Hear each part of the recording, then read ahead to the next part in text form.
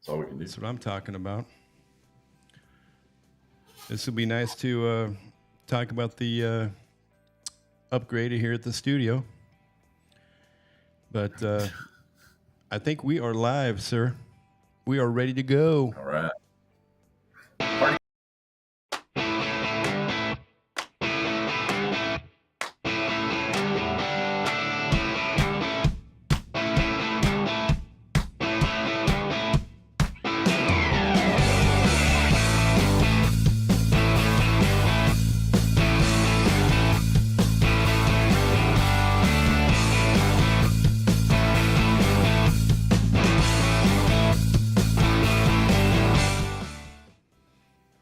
Oh, yeah. We just keep that going. We just keep it going. Keep it going. I haven't heard it. 24. I'm all fired up, man. I'm all fired up. Wow. All right. Well, this is our first show after the holidays. Yeah. Are we Had a still little trying- downtime to studio. Got a little upgrade if you haven't noticed. Uh-oh. Look at the back. Look at the back. Yeah. I like it. It's actually moving. That's awesome. All right. I hope everybody had a great holiday. I hope everybody is kind of recouping from the New Year's. Let's put it that way. And it's a little kind of like in real estate. It's kind of slow moving right now, but hopefully it will pick up. What do you think, Jeff? I think it will. I think we're already starting to see a little bit, but it'll be slow moving. Yeah, I think so too. But with the hopefully the interest rates, what they tell us is they're supposed to drop 6 times this year, so that should be good. And I've also seen a little decrease as well, so that's pretty good. So hopefully that will stir up the pot a little bit, and we can get some buyers and get back in the saddle again and start rocking and rolling. There you go. All right, well, we got a good show for you today. Like we always do, we start off with dun, dun, dun, dun, track violations. Boom. There it is. Yep. Duck and roll, duck and cover, duck and cover. All right. Then we're going to talk a little bit about what's happening in real estate with our little guest. We actually have a little guest today that's going to bring up a good topic. Can't wait for that one. Agent tip of the week. There he is, right there. There you go. All right. Then we're going to talk about what's basically agent tip of the week. I love those. Those are one of my favorite ones. And, we all learn from one another, right? So those are also not only good to learn from, but I look back when I first started real estate and, sometimes you just go, wow, I actually did that. All right. Next thing is we're going to talk about some questions, right? We always talk about questions that we got some pretty good ones this week as well. We got them from all over the state, which is interesting. So we're getting a lot of good questions in. And then, of course, don't really have an agent spotlight, but we might have a little secret for you.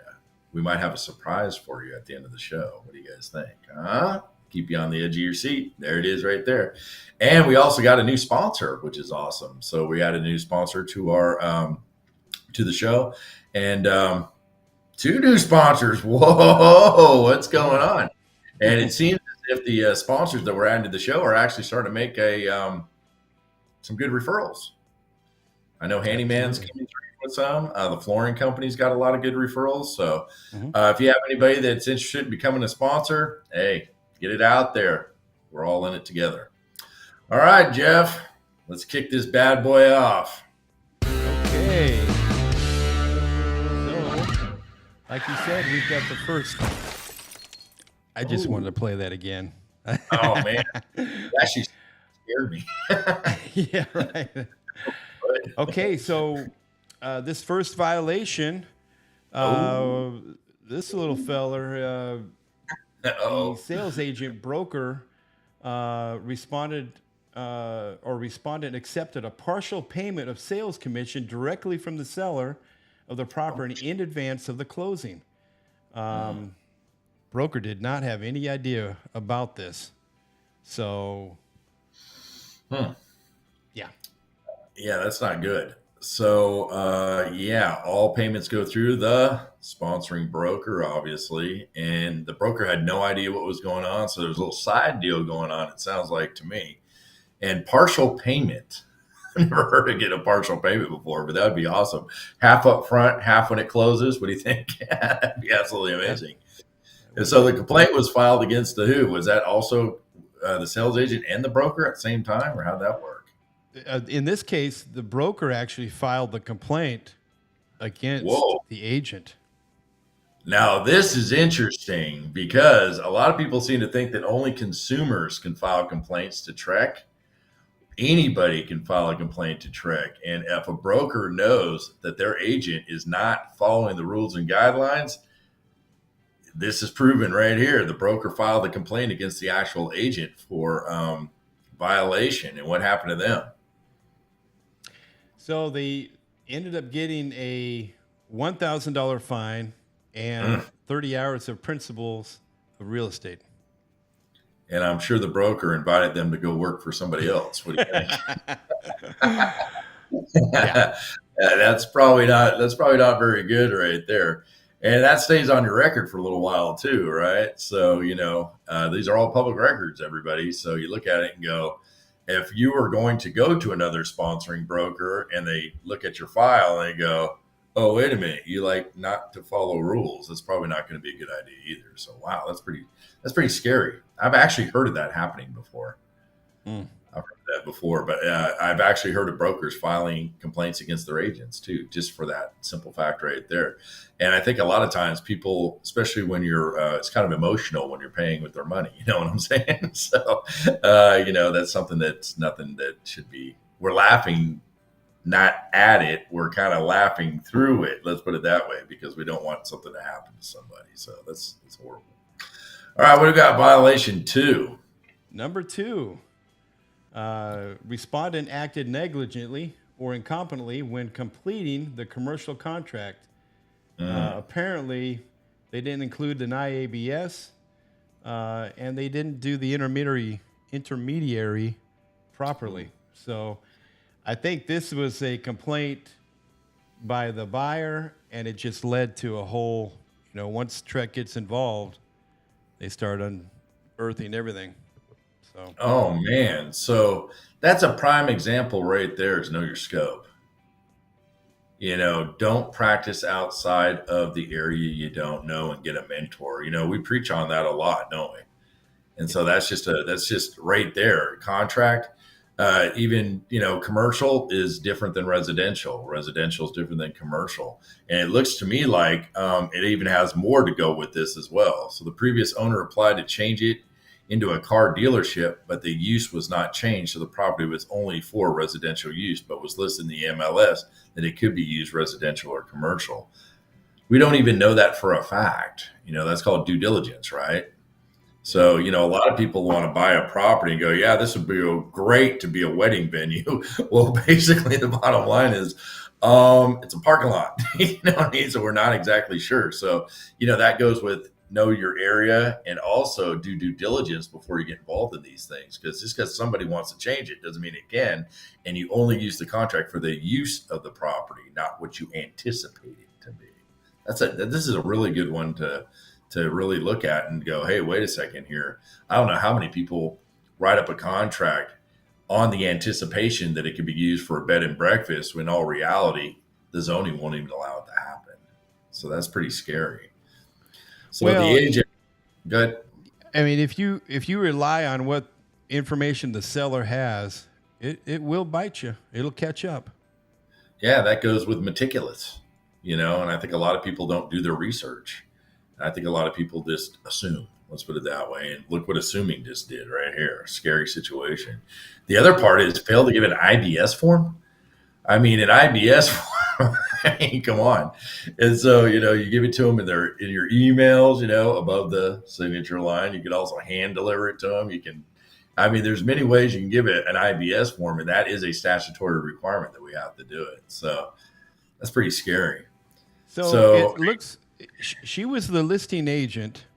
The buyer came to her, and it sounds like she just didn't follow protocol to handle the buyer, the paperwork, intermediary, all of it.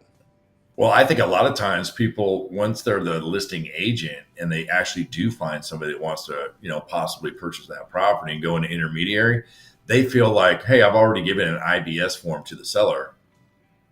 Their work is done. Yeah. I was talking about this today. I was teaching Legal 1 and Legal 2 the last couple weeks ago. And we were talking about that. And, to start the intermediary status, you got to give the IBS form to the actual buyer and the seller, and make sure you have your listing agreement and buyer rep in place, and definitely use that notice of intermediary status, which is a 1409. We were just talking about this 2 weeks ago, and people do say this. They say, hey, I've already given it to the seller. Why do I need to give it to the buyer? Because there's two parties involved. That's the reason why. So that's pretty scary. So, ouch. So the penalty was $1,000 and 30 hours of contract class. Maybe agency class would have probably been a little bit more in line. A 3-hour contract class and a 30-hour agency class. That seems to be more up the right way to do things. But hey, they got off lucky on that, really, if you think about it. Yeah, they did, really. That's a violation of failing to disclose who you represent, too. So, that's a 531 violation. So there's a lot of stuff going on in here. So, wow. Well, and it even said that on the contract, section 9, that she represented the buyer only. Yeah. And which is, or the seller, was it seller or buyer? But she represented one only. Right. Didn't fill it out right. So I think even on the back end of the contract, it should have been filled out as intermediary. You know what I mean? Kind of like on our 1 to 4 families, page 10, you tell them you're the intermediary, listing and selling agent. So that's kind of a mess. So this could have turned out to be a real bad situation. Yeah. Even it's always good to have somebody look at your paperwork, your contracts, all of it, no matter, even you and I share and say, hey, put some eyes on it, because you get busy, you get distracted, and boom, it'll bite you. Yeah. And some of the contracts that we do under the commercial side of things get a little complicated sometimes.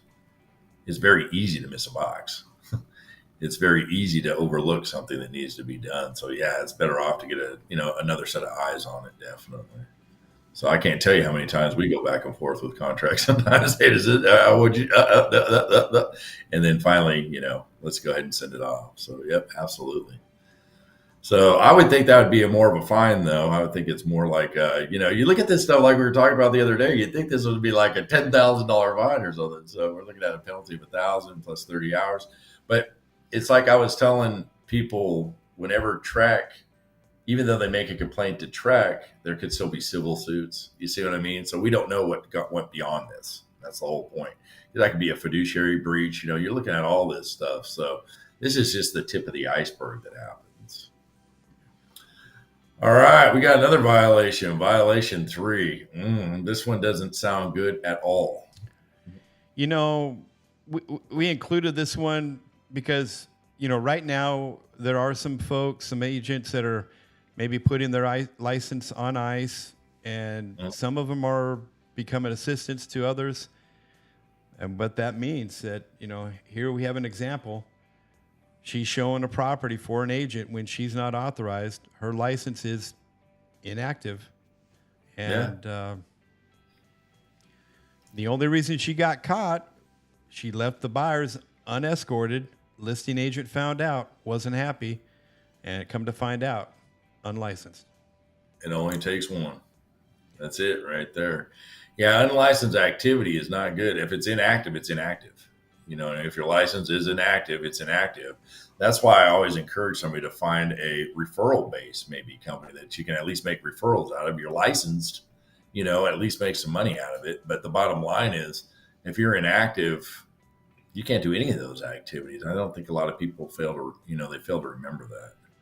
So respondent hired an unlicensed assistant who used respondent super key. That's a violation of MLS too, by the way. You just can't be giving people your super key, right? So that's not good.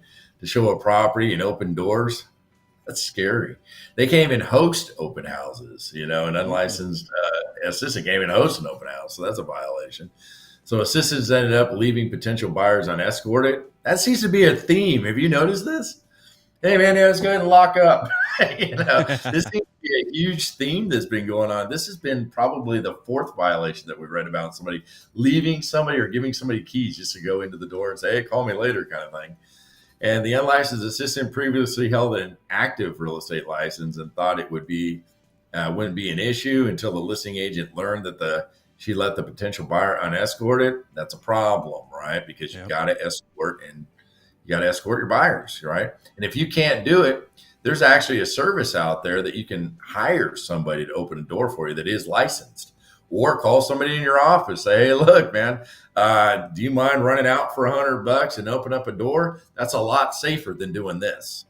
Do anything humanly possible to get somebody that is licensed to make sure that they are escorted through that property. That's unsafe too.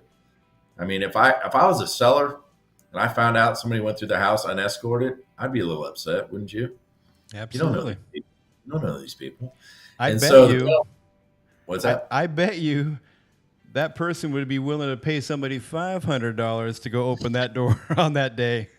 Well, now that you find out what the penalty is, that would have actually Hmm. saved them some money, and it actually would have saved them a complaint on top of it. So, and we don't know what it costs to fight the complaint either. You know what I mean? We have no idea. Stress, that alone is $500. And so you look at it, and the penalty was $1,000. But you know what I mean? You could have just found somebody for $150, said, hey man, just go open up the door for me, would you please?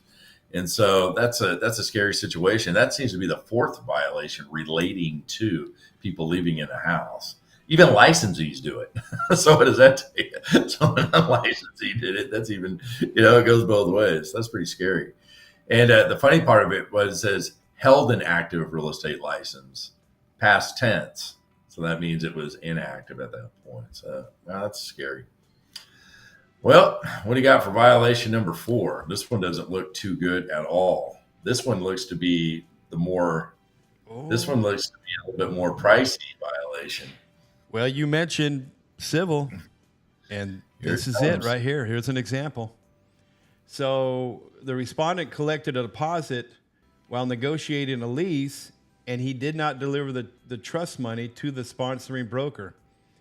He Mm. also, when the lease was not executed by the tenant's respondent, acted negligently by failing to immediately refund the deposit to the tenants. And on top of that, If it don't get worse, right? he, Hold up. uh, the agent asked the potential tenant to make the security deposit out to an unlicensed entity, which was not authorized to accept that money. Oh my gosh, it just gets worse. If we break this down a little bit, trust fund money, that's 535.146, right? You're supposed to give all trust fund money to the appropriate parties within the certain period of time. And basically, that's another reason why property management, a lot of times when people try to do property management, they don't know the rules and regulations. That's misappropriation of funds. And so, why would you have a check written out to somebody I don't even know if it's a landlord. It doesn't even say the landlord. It says an unlicensed entity somewhere along the line. And so he had him write it out to his own person, is what I'm assuming. And if you're not designated, if you're not able to accept those funds, you shouldn't accept them. It should have gone automatically to your broker at that point in time. And so that's a scary situation. And why would you take or collect a security deposit before the lease wasn't even signed? Does that sound scary to you? Yeah. I mean, that right there is property management number one mistake. You always get you always get them to sign the lease, then the security deposit, because if it goes the other way around, they give you a security deposit, they decide to back out. Look at the mess you just got involved in. Yeah, That's a for sure. scary situation. So additionally, responded associated with an unlicensed business entity, and that's the scary part of it. And it keeps on going too. The respondent requested the tenant to make the check payable to unlicensed entity, and the tenant filed a lawsuit. There it is, right there. And Yep. so, like I said, just because you get a check complaint doesn't mean they can't file a lawsuit. That's obviously a civil suit, right? Probably in small claims court or something. And so the tenant, JP or something. So the tenant filed a lawsuit against the respondent for failure to not getting the deposit refunded. they have not been able to settle the dispute of the security deposit. Tell me that ain't scary. So Yeah. that security deposit is being argued over. It's in the wrong hands. It's in a lawsuit right now, and it sounds really ugly. And so, what was the penalty on that one? I would think this So is this pretty high. one, yeah, now this one, they were in a dispute. It got bad. The penalty was $3,500 and a 2-year suspension of license. See, that sounds a little bit more what I would think are some of these other violations would be. But that one right there, they're not messing around when you start messing with people's money. And Yeah. so 2 year suspension. So they got to wait 2 years before they can reapply for the license, right? 2 years after the 2 year suspension. So it's going to be a little while before they get relicensed. But definitely, definitely, definitely. That's why you always want to hire professionals. And that's an area of specialization that a lot of times brokers don't allow agents to do, which is property management. And look what just happened. It turned out to be a real mess right there. So I wonder how long they're going to be fighting over that in court. Yeah. Right. Yeah, it's going to be a while. So good luck with that. So, and I bet you the tenant's probably soon. Yeah. All right. All right. Now we got a quick word from our sponsor. And this one here, Pro Painters, and they're all over the state. I just happened to pull up one here that I just used. Not only, I mean, these guys came through, and these guys will make the agent look good. I'll tell you that. They'll come in, they'll price it, and they'll put a discount because you're a real estate agent. And in my case, it was about $1,800 that they discounted because, of the agent status.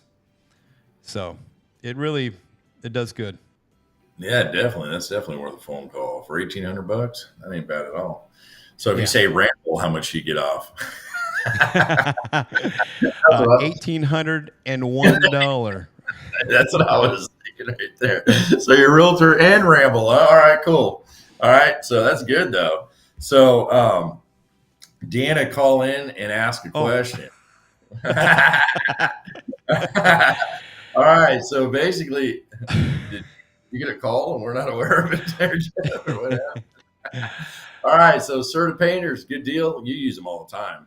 You always hype them up, so it's really good. Yeah, they do a real good job. Real good job. All right, so I'm just going to kind of pop something in here.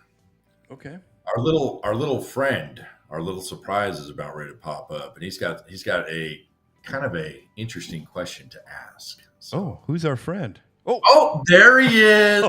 There he be. What's up? Oop, oop. Oop, oop. All right, so I got a little friend that just popped up, and he wanted me to mention something, kind of what's going on in the real estate field. What's going on? He wanted to ask something about AI. If we know anything about AI and the hype that's been going on out in the field. So AI, what do you know about AI, Jeff? Artificial intelligence. We covered it in our last, was it the last episode, RPR? So a that little was bit about Chat GPT. Yeah. Yeah, it'll write stuff for you, but there's so much more that it'll do. They actually have AI assistants. You can actually get a virtual AI assistant now, which is kind of neat. Another thing about AI, I've noticed this, and this is the most popular item that's popping up now, is get it on your website. Have you seen some of these AI chats? I'm telling you. He actually whispered that in my ear. He said, tell them about the AI chat features that you can put on.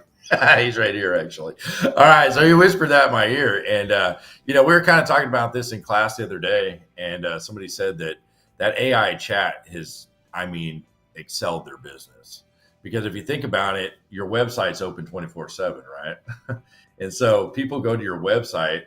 Statistics show, this ain't a Steve stat, by the way, but statistics show they visit a website 95% of the time. And so if you're open 24/7, they go to your website. get AI chat in there. That seems to be the big breakthrough right now. Is if you get an AI chat on there, they can definitely ask questions. And what's the big thing? Well, all they want is a response, right? And if you have AI chat that's already answering some basic questions like, "Is this house still available? Thank you for contacting us. I'll get a agent to call you back." Whatever the situation is, they can tune it into what you need. And I actually had an agent in the class say that it's actually helped them production wise because going through all your emails and everything else, it's helped them out by about 40% production. So AI, that's a pretty good idea to get involved in that. You got your chats, you got your AI chat on RPR, which is good. And, there's other systems out there that we can use to definitely hype up and use for our business. But just one thing that you want to watch out for with AI, I don't mean to be a stickler in the mud. I don't mean to be a stickler in the mud, but, a lot of times when you're writing on your AI chat, just something to watch out for. I just proofread it.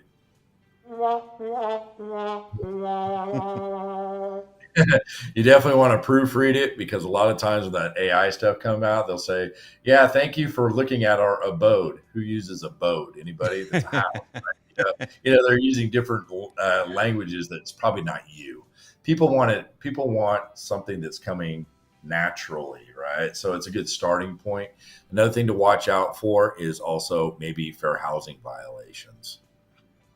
Because when they start writing these AI stuff, you kind of look at it and go, that might not be fair housing etiquette. You know what I mean? So you might just want to verify it before you send it out. So that's kind of the big thing that's going on right now. And if you want more information about AI, you can definitely email one of us, and we can definitely send you out some pretty good information about it, and at least get you an idea of what it's all about and where to start.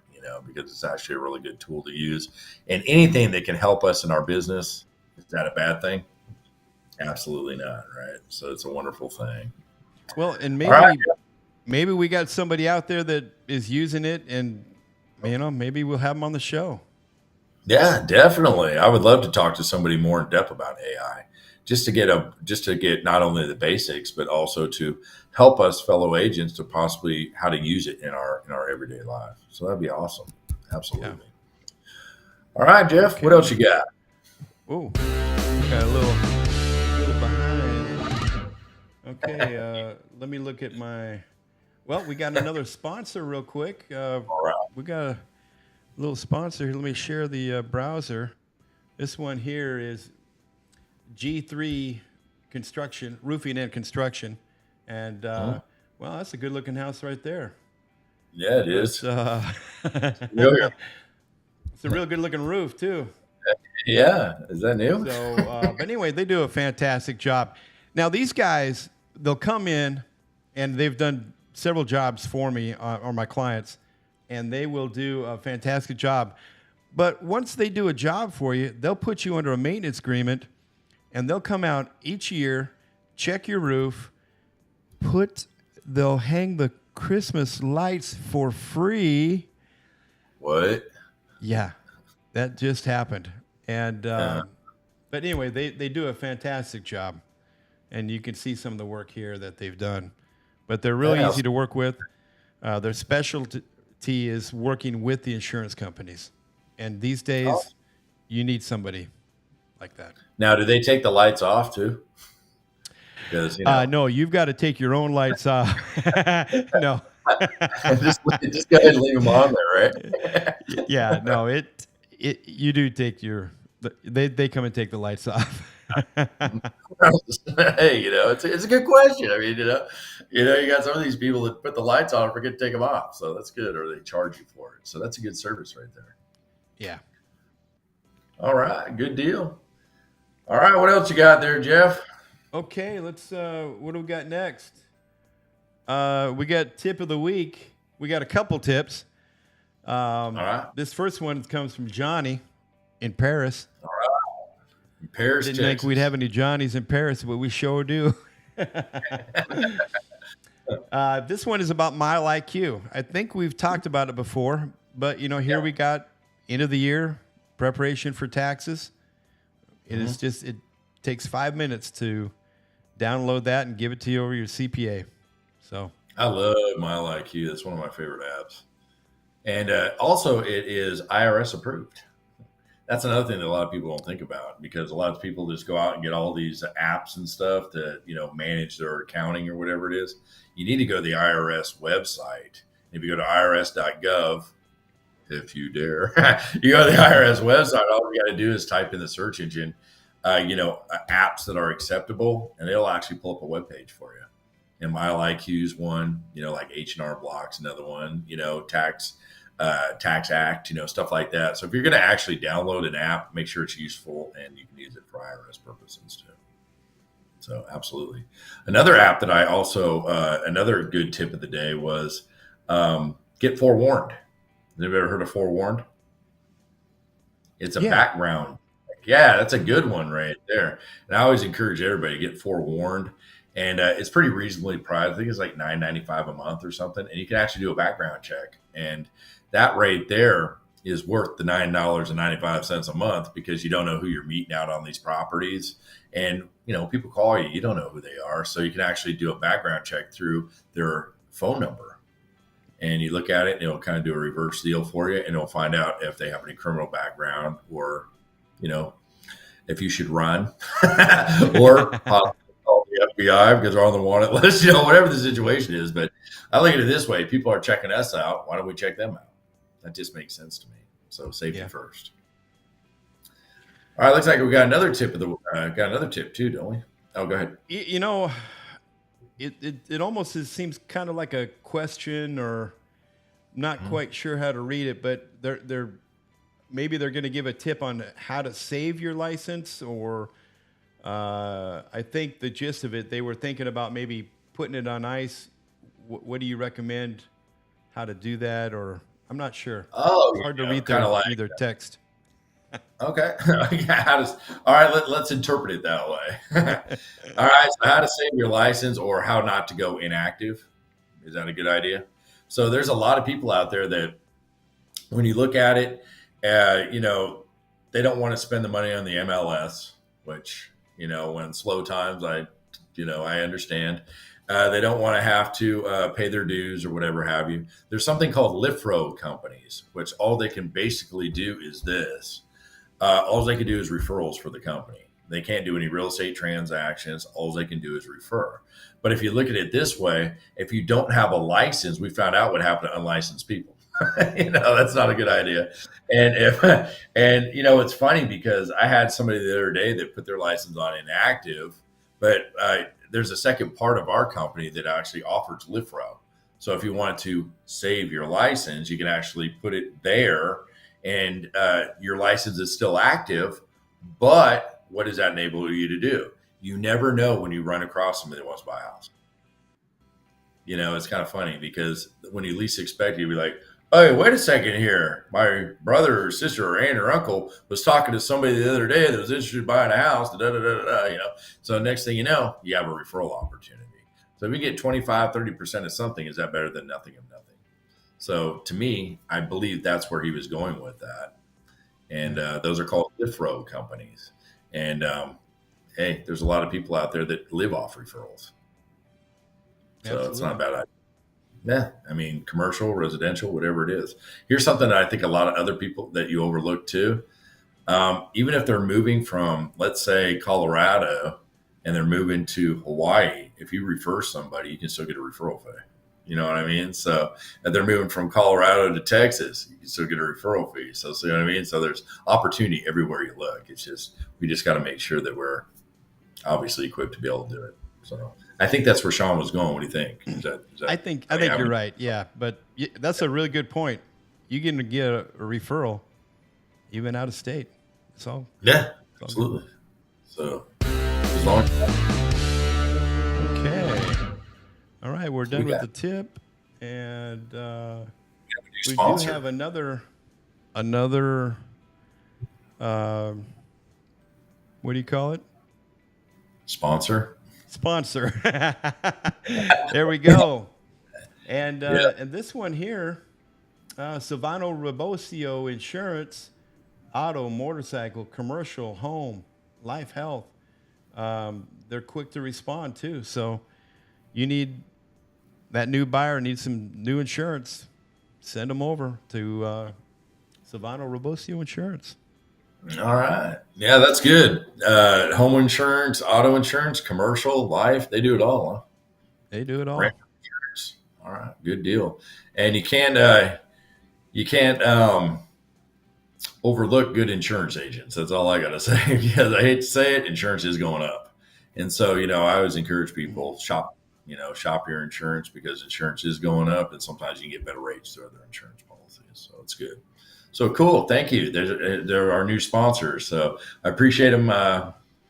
Appreciate them giving us their information so we can tell the world about them. So that's a good deal. All right. Oh, this is one of our favorite topics. One of the favorite parts of the show right here. That's right. I love this. Just happened. Uh-oh. Ask Steve. Uh-oh. What do we got today?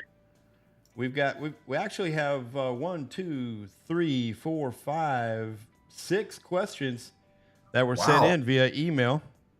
Wow. First one, I have a client that wants to put an offer on a property, and it says in the private remarks that the house closes on January 29th and that this is a novation. What does that mean? I have a client that wants to put an offer on a property, and it says in private remarks the house closes on January 29th. All right. And that it is a novation. What does that mean? Well, novation means to write a new contract. And so if it's closing on the 29th, it sounds to me like it's more like an assignment, not a novation. So that's kind of what I'm looking at right here, because a actual contract that you write, a novation means to rewrite a contract. And so to me, this doesn't really sound like a novation situation. It sounds to me like an assignment situation. Is that what it sounds like to you? A change of parties, right? Change of parties. Yeah. So that could also be, that could just be a lot of times when flippers, house flippers, when they get involved, they'll put it under contract, they'll close one, then they want to close it right away. So that'd be like a double closing kind of thing. You got to be real careful with that with FHA, right? Because you got to hold it for 91 days. But, I think that's where they're going with that. It might be an assignment or a switch of possible parties in that transaction. So that's basically what that means, is they're probably trying to flip that property is what they're doing. That's good. Okay. Yeah, that's a good question. All right. We got one in San Antonio. Yeah, Teresa. All right. I have a seller that has a home that he rented to one of his friends and did not use a lease agreement. Oopsie. Now the tenant is no longer paying and refuses to leave. What are my client's options? Can he even sell the house? Well, here's the problem with that. If you don't have a lease agreement, it goes into a month to month. So, it's an automatic month to month anyway, if you don't have a lease agreement. And statute of fraud says that you don't even have to put anything in writing if it's a lease of under a year, correct? So technically speaking, since it's a month to month lease, all you got to do is a 30-day notice, right? Tell them to leave. Now that they're refusing to leave, that's called a holdover tenant, or a tenancy at sufferance, and a name for that. So you're probably going to have to evict them at that point in time, because obviously you got to get your possession back of the property. But the next part of that question is, can they sell the property? You can sell the property if there's tenants in it. But here's the problem with that. Here's the problem with it. All leases follow the property, right? Not the owner. That's number one. And number two, you have to disclose the fact that there's tenants in that property. And now what we have is called a residential certificate, residential lease certificate, or an estoppel certificate. Have you seen that before? It's actually a new TXR form. And so we have an addendum, which is a 51-0, which is a residential lease addendum. And then we also have a residential estoppel certificate. And an estoppel certificate kind of gives you an idea the negative things that are going on, on that property. And me as a buyer, if I was going to buy that property and I looked at that lease, I'd say, where's the lease? They'd say, well, we don't have one. Well, we need to do something about that prior to selling that property, correct? So you might want to get legal counsel involved on that and start your eviction process, because I don't know any buyer that wants to buy a piece of property that they have a tenant sitting there that's not paying. That's number one. So it can hinder the sale of the property. But can you still sell it? The answer is yes. But what you're facing right here is a holdover tenant. And even if you give them a 30-day notice, does that actually mean that they're going to leave? No, that's what holdover means, right? So then you got to file the eviction. The next thing you know, you got this. What about filing a trespassing since there's no physical lease? Well, the bottom line is, in the state of Texas, the minute you have possession of the property is when you actually have the actual quote unquote possession, right? Right when you enter the property and you make it as a dwelling. Tenants in the state of Texas actually have homestead rights. And so if they've been living there as a tenant, what are they implying? They just stopped paying rent. It wasn't like they're not paying rent, right? So they've been living there for a while. So they do have the rights to that property. So trespassing wouldn't work. You'd actually have to go after what is called a lawful detainer notice and or an eviction at that point in time to get your possession back. So that's scary. Yeah. That's why I always tell everybody, even though under the statute of frauds, yeah, you got 2 years, under an oral agreement. You don't have to have an agreement, but look at the mess you can run into. That doesn't, to me, it's better off to get it in writing and have it in writing as a month as well. So at least if you went to court, there would also be something to enforce. Because if you look at it too, with nothing in writing, what do you think is going to happen to that property? Oh, well, in your lease, what does it say? No pets allowed, none of this, none of that, what you can and can't do on the property. Well, since you don't have a lease in place, oh, I thought I could have like 25 giraffes. You know what I mean? So next thing you know, and there's no rules and regulations and or restrictions on what they can and can't do on the property either. So that turns out to be a real mess. Let's just put it that way. So bad idea. So, but the bottom line is you can sell it, but I don't know who's going to buy it with somebody that's not paying rent. Yeah. That's going to be even more of a hassle. Now the question also can go into this. If you're going to put a lockbox on the house, let's think about that. Yeah, you can put a sign out front. You can sell the property, but what do you need? A lockbox authorization. So you need a 1411 to even enter the property, right? Because they do have possession. So I don't know, too many buyers are going to say, well, I'm going to go ahead and buy that house. I never looked at it before. So it's just going to be more of a hindrance. Yeah, it's not squatting because they already have been living in that property. So squatting means when you just go somewhere and you haven't been paying any rent whatsoever, you're not doing anything. You just take possession of something, and there is no implied that there is no implied that you are or that you have a residency at that house. Because I'm assuming they also got mail sent to them too, right? So now you got mail, you got the homestead. That's what it's all about. So pretty scary. Worse and worse. Yeah, it does. So he said that he rented to one of his friends. So that means that they had an agreement. Does that make sense? So squatting wouldn't matter at that point. That's why you have a holdover tenant. That's scary. Yeah. And it happens. All right. We got another one from Jimmy in Denton. All right.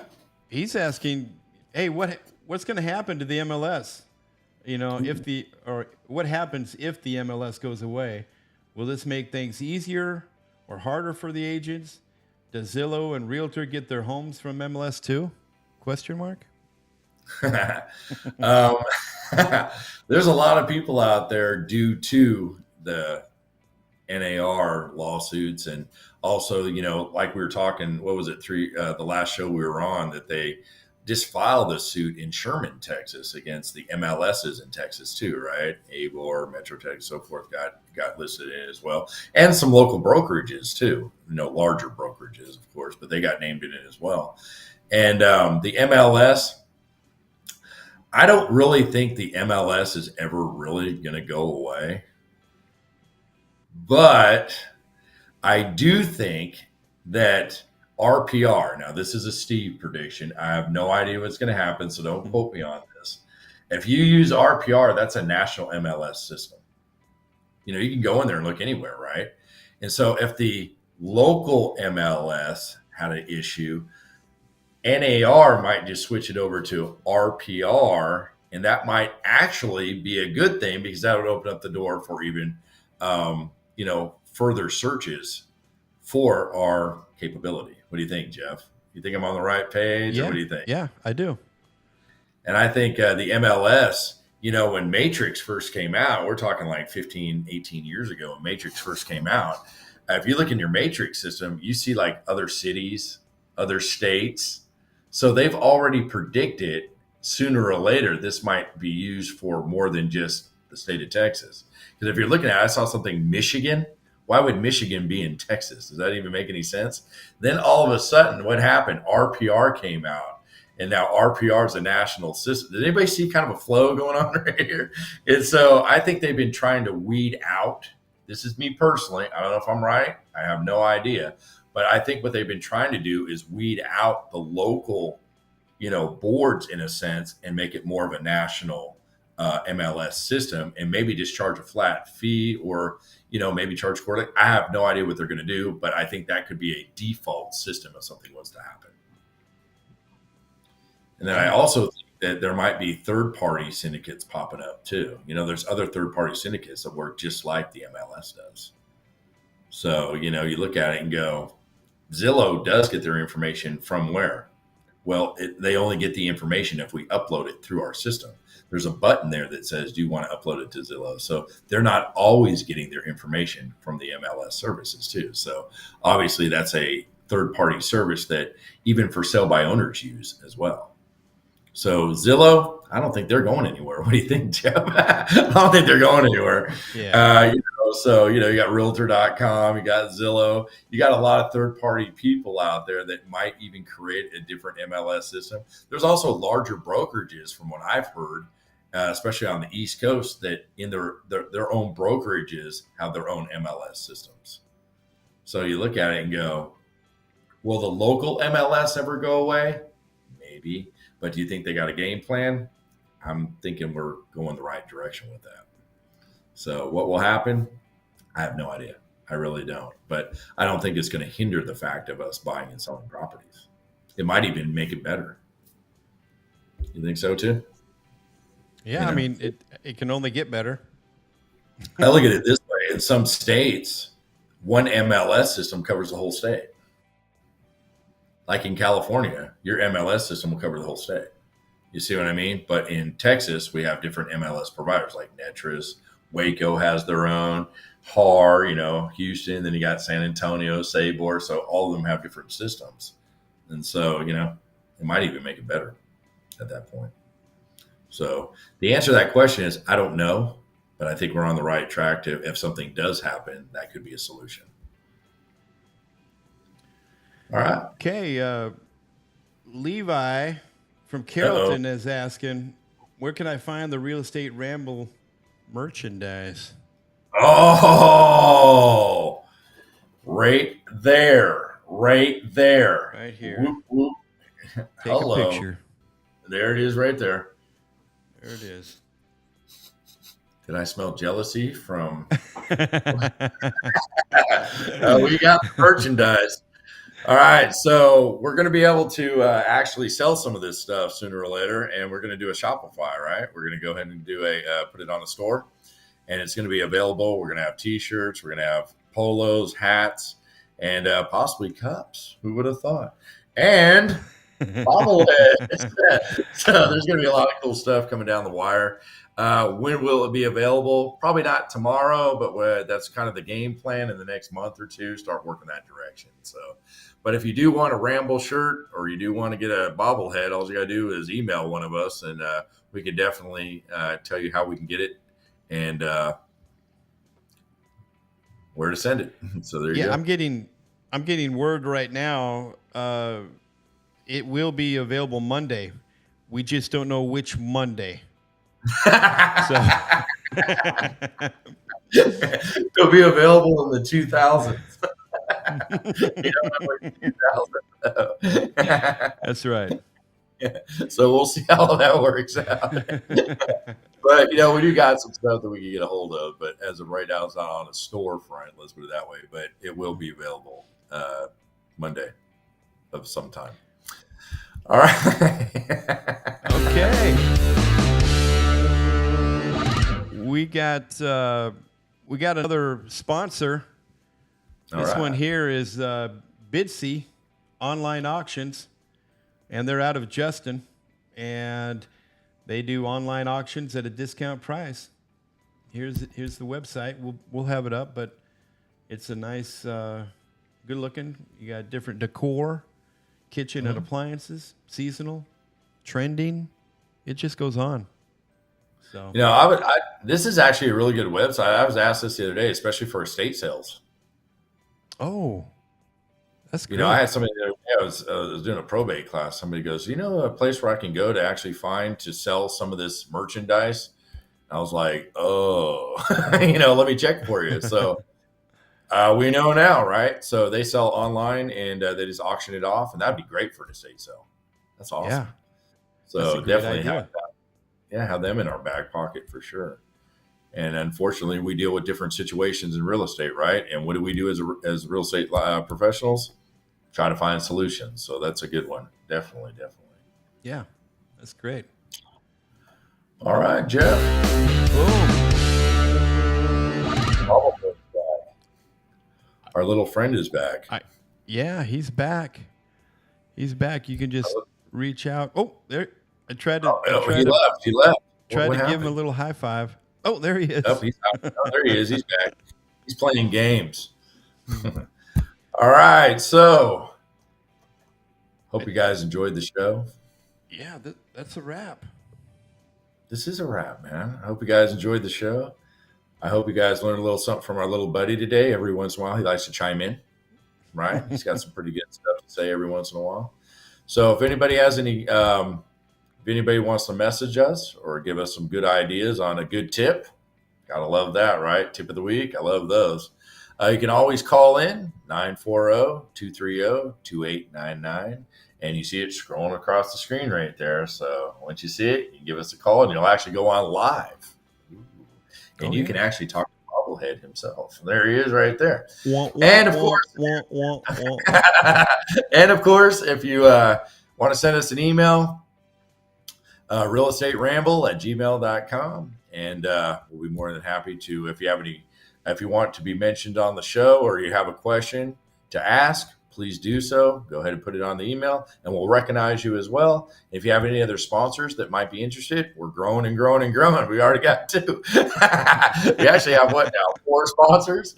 I actually had somebody the other day, no kidding, 2 days ago, call me and ask to be a sponsor on there. So, people are starting to really react. And the word is get them out. And what does that do? It helps everybody. That's what this show is all about. So I appreciate each and every one of you guys. I hope you guys have the rest of a good week. We'll be back next week, same time, same station. And what you got, Jeff? Anything last words to say? Nope, that's it. You said it all. That's a wrap. Well done. And hopefully Monday sometime we'll actually have a storefront that we can get out some merchandise and start sporting some Ramble. So I appreciate everybody's support. Thank you so much, Jeff. You bet. Any you last guys. words? Nope, that's it. That's a wrap. Thank you guys. All right, cool. All right, thank you, everybody. Have a great week. We'll see you next week. Party on.